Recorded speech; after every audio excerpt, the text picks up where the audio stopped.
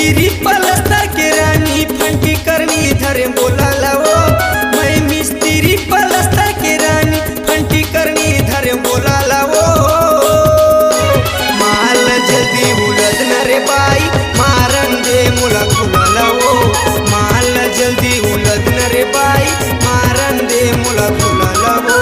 मैं मिस्त्री पलस्तर के रानी फंटी करनी धरे बोलाला वो।